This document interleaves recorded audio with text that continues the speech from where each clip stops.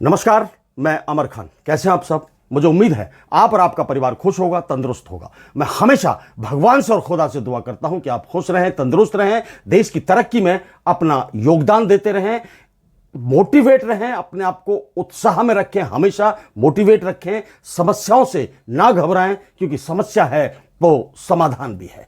आज हम बात करते हैं बड़े फिल्म निर्देशक अनुराग कश्यप की। अनुराग कश्यप ने पिछले दिनों कुछ ऐसे बयान दिए हैं। सबसे पहले मैं आपको यह बता दूं कि अनुराग कश्यप के द्वारा दिए गए जो बयान हैं, एक पर्टिकुलर, मैं ब्राह्मण समुदाय नाम ही ले देता हूं, ब्राह्मण समुदाय पर जो उन्होंने एक तरह से हमला सा किया है, एक तरह से उनको गलत और सलत बोला है, मैं उसका बिल्कुल भी समर्थन नहीं करता। इस मामले में मैं अनुराग कश्यप के बिल्कुल खिलाफ हूं। इतने बड़े निर्देशक होने के बावजूद good Friday, gangs of Wasseypur, गुलाल जैसी बड़ी फिल्में देने वाले डायरेक्टर अनुराग कश्यप यदि इस तरह की भाषा किसी पर्टिकुलर समुदाय के लिए बोलते हैं तो वो चिंताजनक है। क्या हो गया है हमारी इंडस्ट्री को? सबसे ज्यादा जरूरी है यह जानना। हमारी इंडस्ट्री एक जमाने में, फिल्म इंडस्ट्री, फिल्मी दुनिया एक जमाने में ऐसी थी कि लोग मिसाल दिया करते थे कि फिल्मी दुनिया में ना जात चलता है, ना पात चलती है, ना धर्म चलता है, ना कास्ट चलती है, ना छोटा ना बड़ा, ना ऊंच ना नीच, सब अपने अपने हिसाब से कार्य करते हैं, फिल्में बनाते हैं, देश को एंटरटेनमेंट सौंपते हैं, मनोरंजन सौंपते हैं और आराम से लोगों का मनोरंजन करते हैं और अपनी जिंदगी भी जीते हैं। पिछले कुछ सालों से हमारी फिल्मी दुनिया, फिल्म इंडस्ट्री भी बढ़ती हुई नजर आ रही है। लगातार कुछ फिल्में इस तरह की बनाई जा रही हैं कि उसमें किसी एक समुदाय को गलत ठहराया जा रहा है, एक समुदाय के ऊपर अत्याचार दिखाया जा रहा है, यानी लोगों का दिमाग डाइवर्ट करने के लिए फिल्मों का सहारा लिया जा रहा है। हमारी इंडस्ट्री भी बट रही है। उस इंडस्ट्री में जहां हर आदमी, छोटा बड़ा, बच्चा बुजुर्ग, हर आदमी एक थाली में बैठकर खाते थे, आज वो इंडस्ट्री भी कोने कोने में जाकर आप झांकेंगे, देखेंगे तो जात पात धर्म में बढ़ती हुई नजर आ रही है। अनुराग कश्यप ने जो ब्राह्मणों के ऊपर ये बात कही, फूले फिल्म का एक टीजर रिलीज हुआ था, आपने देखा होगा। उसमें सावित्रीबाई फूले की धर्मपत्नी जब लड़कियों को शिक्षा देने के लिए, पढ़ाने के लिए स्कूल जाती हैं तो ब्राह्मण के वेश में जो लड़के दिखाए गए हैं, जो उनके ऊपर गोबर फेंकते हैं, उनको मिट्टी, गंदी मिट्टी फेंकते हैं और उल्टा सीधा बोलते हैं, उस बात को लेकर ब्राह्मण समुदाय बहुत ज्यादा नाराज हुआ। उन्होंने कहा कि हमारी भावनाएं आहत हुई हैं। बहुत सारे प्रदर्शन उन्होंने किए। उसके बाद अनुराग कश्यप ने यह बात कही थी कि फिल्म धड़क 2 की स्क्रीनिंग के दौरान सेंसर बोर्ड के लोगों ने यह कहा था कि मोदी जी ने देश के अंदर से कास्ट सिस्टम खत्म कर दिया है, जातिवाद को खत्म कर दिया है। जब जातिवाद को खत्म, आज मान भी लीजिए कि मोदी जी ने आज के टाइम पर, आज के समय पर जातिवाद को खत्म कर दिया है, लेकिन यह फिल्म जो दिखाई गई थी, जो फिल्म के अंदर दिखाया गया है, वो कितने साल पहले की बात है? तकरीबन 100 साल पहले की बात है जो उस फिल्म को दिखाया गया था। और उस वक्त, मैं आपसे इस बात को कहता हूं कि उस वक्त जातिवाद पूरी तरह से हावी था। इतना जातिवाद हावी था कि शूद्र, नीच जाति का कोई आदमी यदि निकल रहा है और उसकी परछाई, जो धूप में परछाई बनती है, यदि वो किसी ऊंची जाति के इंसान के ऊपर पड़ गई तो वो अपने आप को अपवित्र समझने लगता था और जाकर फिर नहाता धोता था। इस डर से छोटी जाति के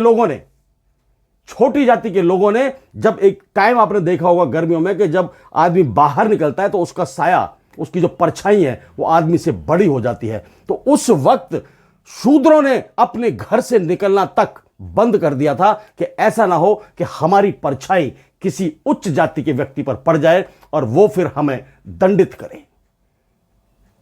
ये सवाल आपको कचोटता नहीं है क्या?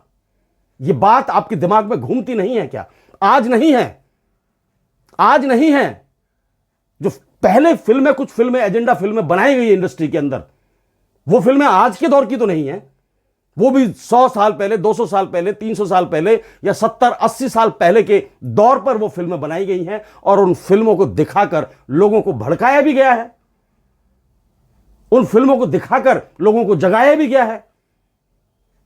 अब किसी निर्देशक ने, बड़े निर्देशक है अनंत महादेवन, बड़ी हस्ती है, उन्होंने ज्योतिबा फूले के ऊपर यह फिल्म बनाई, जिन्होंने अपने कार्यकाल, जिन्होंने अपने टाइम पर, ज्योतिबा फूले की बात कर रहा हूं मैं, उन्होंने जातिवाद को इतना सहन किया, इतना सहन किया कि कोई आम आदमी होता तो मर जाता। गोबर खाते हुए, गोबर लोग फेंकते थे उनके ऊपर, जब साइड से निकलते थे, साथ से निकलते थे तो गालियां देते थे छोटी जाति के लोगों को। और एक ही तबका था, एक ही समुदाय था, वो था ब्राह्मण। आज ब्राह्मणों को यदि वो पहले वाला सीन दिखाया जा रहा है, टाइम दिखाया जा रहा है, तो इतनी उत्तेजना क्यों पैदा हो रही है भाई? इतना गुस्सा क्यों आ रहा है? वो पुराने टाइम की बात है, ये ब्राह्मण खुद भी इस बात को जानते होंगे। और आज जो छोटी जाति के लोग हैं वो इस बात को सोचकर अपने आप को थोड़ा मेंटेन करने की कोशिश कर रहे हैं। मैं जातिवाद में नहीं जाना चाहता, ना ही मैं धर्मवाद में जाना चाहता हूं। जाना चाहता हूं तो मैं इंसानियतवाद में जाना चाहता हूं कि उस वक्त जब ज्योतिबा फूले का जन्म हुआ था, उन्होंने बचपन से ही अपने आप को जातिवाद से घेरा हुआ पाया था। नेहरू जी की एक फिल्म थी, भारत एक खोज। नेहरू जी की किताब के ऊपर वो फिल्म बनी थी। नेहरू जी तो खुद ब्राह्मण थे, पंडित जवाहरलाल नेहरू कहा जाता था उनको। उन्होंने एक बुक लिखी थी, भारत एक खोज। उस बुक के ऊपर एक फिल्म बनी थी। उस फिल्म में सीधे सीधे दिखाया गया था कि ब्राह्मणों ने शूद्र जाति के लोगों से कितनी नफरत की थी, उनके पास से गुजरते हुए डरते थे। मैं बहुत सारी चीजों में नहीं जाना चाहता था, लेकिन मजबूरी बन जाती है इस तरह की कि हम आज यदि हमारे खिलाफ, क्योंकि हम ऊंची जाति के हैं, हम ब्राह्मण हैं, हमारे खिलाफ यदि किसी ने कुछ दिखा दिया तो हम सड़कों पर प्रदर्शन करेंगे, हम पुतले जलाएंगे। मैं फिर कह रहा हूं इस बात को कि मैं अनुराग कश्यप की जो बात कही है ब्राह्मणों के ऊपर, उसने जो कहा है, मैं उससे बिल्कुल सहमत नहीं हूं। लेकिन यह बात कहने की जो नौबत थी, वो कैसे उसके दिल और दिमाग में आई? वो कैसे इतनी हिम्मत पैदा कर पाया कि यह बात मुझे कह देनी चाहिए? इतनी मतलब सोच उसके अंदर कैसे पैदा हुई? वो इसी वजह से पैदा हुई कि पिछले कुछ सालों में, 100-150 साल पहले यह बात सच थी, शूद्रों के ऊपर, नीच जातियों के ऊपर अत्याचार किए जाते थे। उनको 2 फुट दूर से पानी ऐसे पिलाया जाता था कि कहीं पानी की बूंद ना गिर जाए और उनसे किसी का हाथ या पैर टच ना हो जाए। तो उस चीज को अनंत महादेवन ने अपनी फिल्म में उतारा है। हिस्टोरिकल फिल्म है, जो उस वक्त जमाने में हुआ था वो उसने दिखाने की कोशिश की। इस पर इतना बड़ा ऐतराज हो गया। जब जातिवाद खत्म ही हो गया है, जैसा कि सेंसर बोर्ड ने कहा कि कास्ट सिस्टम इंडिया के अंदर से खत्म कर दिया गया है, जब खत्म कर दिया गया है तो इतना बवाल क्यों? एक फिल्म बनी है, फिल्म के तरीके से फिल्म देखो और चलो। कितने पहले, जब पहले फिल्में बनती थी, उस वक्त ऊंची जाति के लोगों से या अमीर लोगों से या बड़े बिजनेसमैन लोगों से, गैंगस्टर से, छोटे लोगों पर अत्याचार हुए हैं ना, वो दिखाए जाते थे ना। अपने आप तो किसी ने नहीं लिखा, फैंटासी में तो कोई नहीं गया जिंदगी में जीने के लिए, लिखने के लिए। ये चीजें चली आ रही थी तो लोगों ने लिख दी, और लोगों ने लिख दी तो फिल्म बन गई। अब फिल्म बन गई तो अब बताइए, अब इस फिल्म से ऐतराज है लोगों को। आप ये भी सोचिए, अनुराग कश्यप को भला बुरा कह तो रहे हैं लोग, मैं भी कह रहा हूं, लेकिन वो नौबत कैसे आई? इतने बड़े डायरेक्टर का दिमाग ऐसी छोटी बात कैसे सोच बैठा? क्योंकि उसको लगा कि यदि जातिवाद सिस्टम खत्म हो गया है भारत से, तो फिर ये ज्योतिबा फूले क्यों थे, सावित्रीबाई क्यों थी? ये इसी वजह से तो आए भाई। इनके ऊपर जब अत्याचार होते थे तो कोई ना कोई तो समाज में निकलता है आवाज उठाने के लिए, अपने समाज की आवाज उठाने के लिए, अपने समाज को बचाने के लिए। तो ज्योतिबा फूले और सावित्रीबाई फूले उस वक्त बच्चों को पढ़ाने का संकल्प इन्होंने लिया था। गरीब लड़कियों को, वो भी लड़कियों को पढ़ाने का संकल्प लिया था, क्योंकि शिक्षा ही ऐसा अधिकार है। और मैं बताऊं आपको कि ऊंचे समाज के लोग शूद्र समाज को, नीच समाज को शिक्षा से वंचित करना चाहते थे, क्योंकि शिक्षा एक ऐसा हथियार है कि जिसके बल पर आप कभी भी अपनी आवाज उठा सकते हो और किसी से भी लड़ सकते हो और संघर्ष का जीवन जी सकते हो और सफलता पा सकते हो, सिर्फ और सिर्फ शिक्षा से। वो शिक्षा फैलाना चाहते थे अपने शूद्र समाज में, नीच समाज में, जिसे हम कहते हैं, मुझे कहते हुए शर्म आ रही है। एक समाज के अंदर नीच और ऊंच होता क्या है? इंसान के कर्म होते हैं, कर्म से ऊंचा बनता है, कर्म से नीचा बनता है। तो वो कर्म ही तो करते थे, अपना कर्म करते थे कि चलो चलो नीच जाति का आदमी आ रहा है, इससे दूर रहो। नीच जाति की महिला आ रही है, गोबर फेंक दो। यदि वो महिला थोड़ा सा अपने समाज को बढ़ाने के लिए कदम उठाए तो उसका रास्ता रोक लिया जाता था, कीचड़ फेंकी जाती थी, गोबर फेंका जाता था। ये सच तो है, अनंत महादेवन ने सच दिखाया है। मैं फिर इस बात को कहता हूं, लेकिन आज के दौर में अनुराग कश्यप ने जो शब्द ब्राह्मण समाज के लिए प्रयोग किए हैं वो निहायत ही गलत हैं।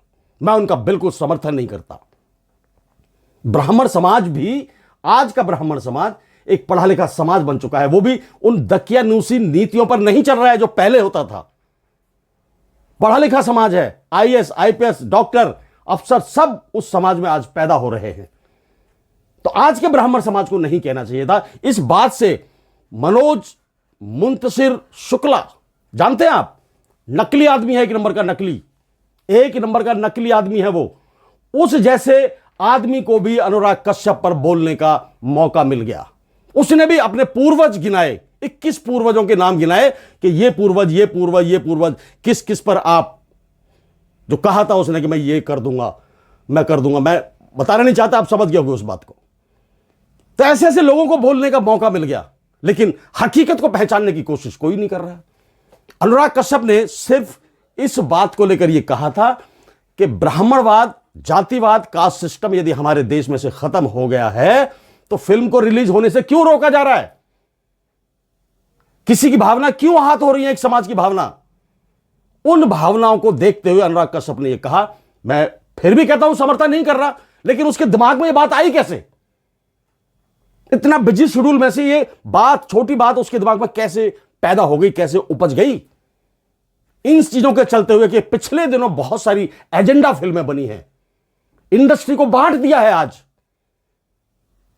मैं फिर कहता हूं कि दुनिया की किसी भी फिल्म इंडस्ट्री को आप उठाकर देख लीजिए, वहां भाईचारा मिलेगा, प्यार मिलेगा, समरसता मिलेगी, प्यार मिलेगा, एक दूसरे से लोग हेल्प करते हुए नजर आएंगे। लेकिन हमारे देश की इंडस्ट्री बट गई है, 2 धड़ों में बट गई है, बल्कि 3 धड़ों में, 4, 5, 6 धड़ों में बट जाएगी।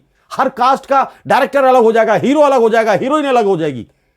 इन सारी चीजों को दूर करने के लिए बड़ा दिमाग चाहिए, जो हमारे डायरेक्टर्स के पास होता है, हमारे एक्टर्स के पास होता है। कोई भी कलाकार समाज से कहीं ज्यादा ऊंचा होता है, आप समझ लीजिए इस बात को। उसकी सोच उस दकियानूसी समाज से कहीं ज्यादा ऊपर होती है, तभी जाकर वो समाज को एंटरटेनमेंट देता है, मनोरंजन देता है और अपनी बात कहता है और समाज को सही रास्ते पर ले जाने के लिए फिल्में बनाता है, डायरेक्शन करता है, मैसेज देता है, कटाक्ष करता है, स्टायर करता है। लेकिन उस इंडस्ट्री को भी बांट दिया हमारी राजनीति ने। कहां चले जाएं फिर हम? क्या करें लोग? जब बंटना शुरू हो जाता है तो घटना शुरू हो जाता है। लोग आपके दायरे से घटने शुरू हो जाएंगे। आज 100 लोग हैं, सारी जातियों के लोग हैं, सारे धर्म के लोग हैं, लेकिन जब बंटना शुरू करोगे तो 2 लोग रह जाएंगे, देखेंगे कि ये तो मेरी जाति का है, मैं रुक जाता हूं इसके साथ। अलग अलग बंट गए, और जब बंट गए तो समझ लीजिए कुछ भी नहीं बचा आपके पास।